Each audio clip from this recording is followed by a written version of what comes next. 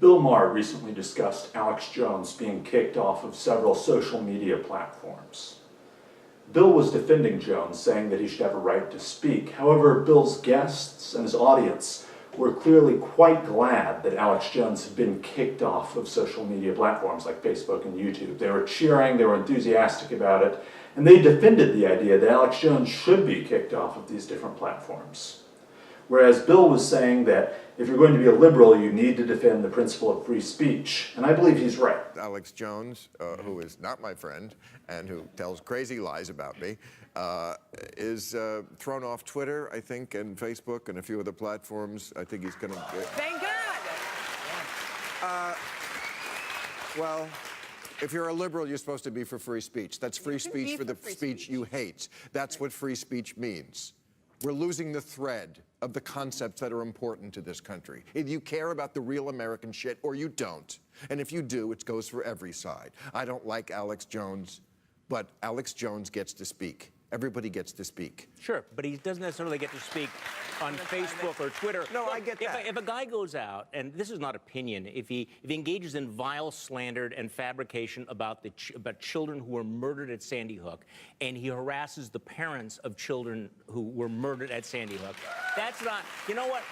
Facebook, Twitter, none of them have an obligation to provide him a platform. I understand that. I understand that. Yeah. But I found this clip especially frustrating because Bill's guests and his audience don't really seem to be able to differentiate between the legal and the ethical principles of free speech. So there's a legal principle of free speech, and it's enshrined in the United States Constitution. It's the First Amendment to the Constitution, and it says something like, Congress shall pass no law restricting speech. And so to that extent, Bill's guests and his audience are correct. It's not illegal, it's not unconstitutional for companies like Facebook or YouTube, Google, etc., to kick Alex Jones off of their platform. It's not unconstitutional, but that's kind of a puerile point. I mean, what are you really saying? Hey, it's not illegal, what are you complaining about? That's not a very good argument. Instead of violating the legal principle of free speech, what they're doing violates the ethical principle of free speech. So the ethical principle of free speech is the idea that we should let people discuss their ideas openly, honestly, transparently, and when somebody says something that we disagree with, even if we disagree with it at a fundamental, at a really critical level, we should meet their ideas with our ideas, and we should talk through things, work things out, come to understand each other, persuade people with words, and not by forcing them off of a platform or out of the public discourse. And so in this sense, companies like YouTube, Facebook, etc., are absolutely violating the ethical principle of free speech. They're denying Jones his chance to spread his ideas and participate in the conversation with the public. So they're not breaking any laws, of course, but nobody ever suggested they were. What they're doing is denying the very philosophical value of free speech when they deny free speech to people who they disagree with. Now, one way to think about this is that freedom of speech is not important because it's the First Amendment to the Constitution. Rather, freedom of speech is the First Amendment to the Constitution because it's so important. The Founding Fathers knew about the ethical principle of free speech, and that's why they codified it into our highest law, into an amendment to our highest law, because they knew how important it was. Here's Jordan Peterson, also on Bill Maher's show, making the case for freedom of speech. I mean, look, most of the time when you're discussing something that needs to be discussed, everybody's actually rather upset about it. You know, if you're actually talking about something important, right? Because why talk otherwise, unless you're just shooting the breeze? But if there's an issue at hand that has to be discussed, then people are already upset and they have different viewpoints. And the offensiveness in some sense is built into that. And you know that because if you have a family, if you have a wife, if you have an intimate relationship, and you're discussing something that's difficult, the probability that you're not going to offend each other if you're actually having the conversation is zero. And so you don't have to think unless you have a problem. And if you have a problem, then when you think, you're going to offend people. And so what, are we not going to think? That seems like a bad idea.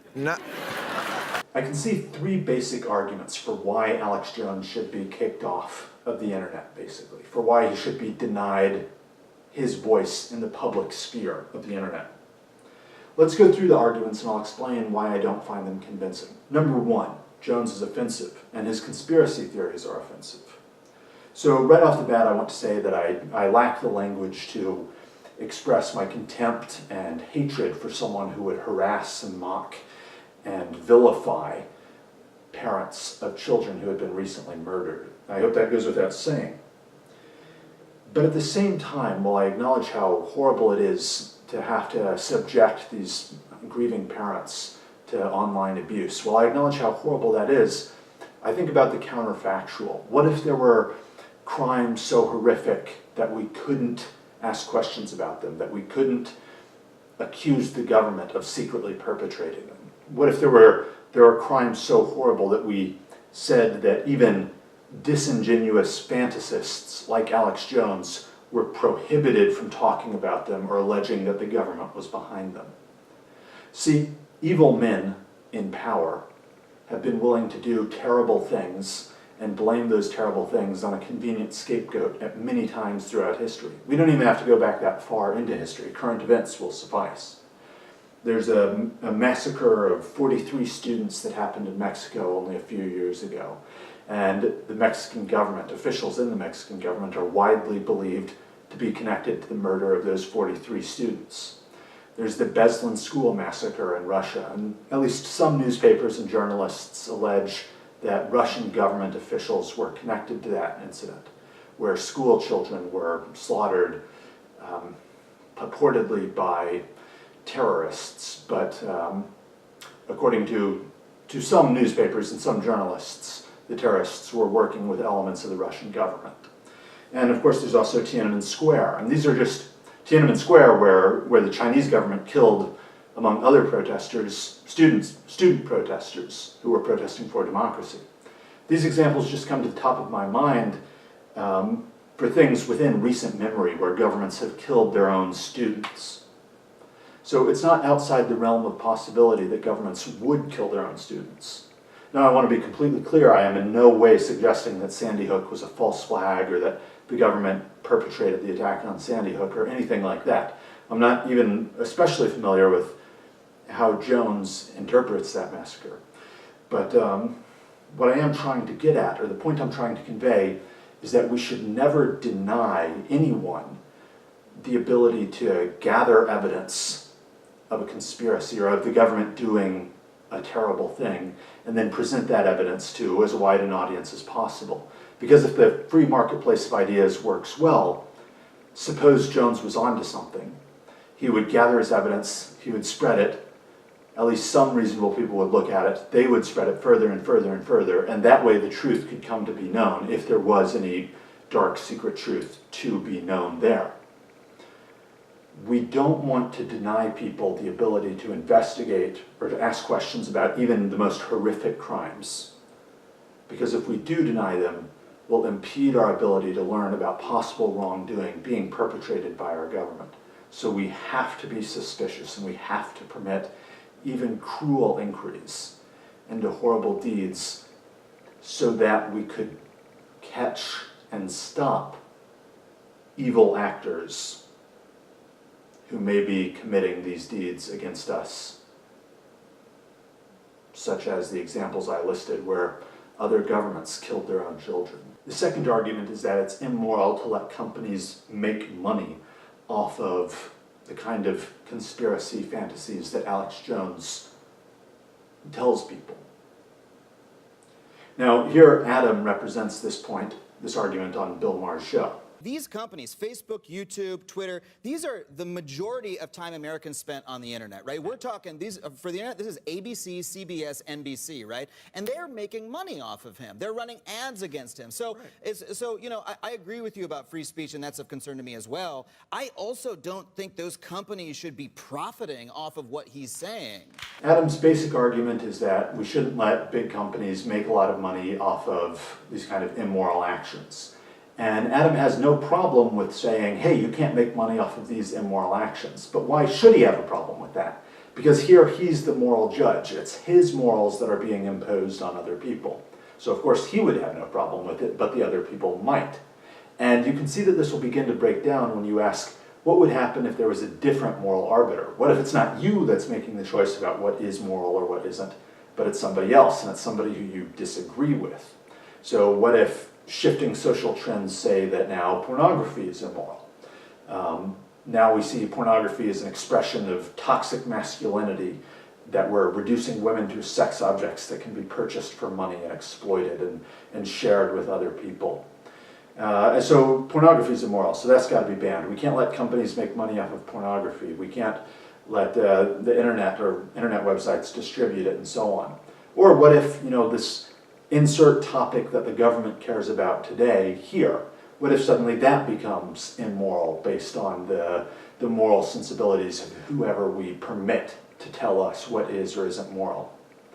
This is a slippery slope if we say, hey, you can't make money off of these immoral ideas. What we do is we make ourselves hostage to whoever we give that power to. Then they can say, your ideas are immoral, you can't share those, you are going to be kicked off the internet. The third argument, everyone in favor of censoring Alex Jones has this implicit assumption, which is that censorship will work. Basically, they think, if we kick Alex Jones off of Facebook, off of YouTube, etc., we're going to reduce the number of people who hear his crazy and harmful ideas. Now that may or may not be true for this specific instance of Alex Jones.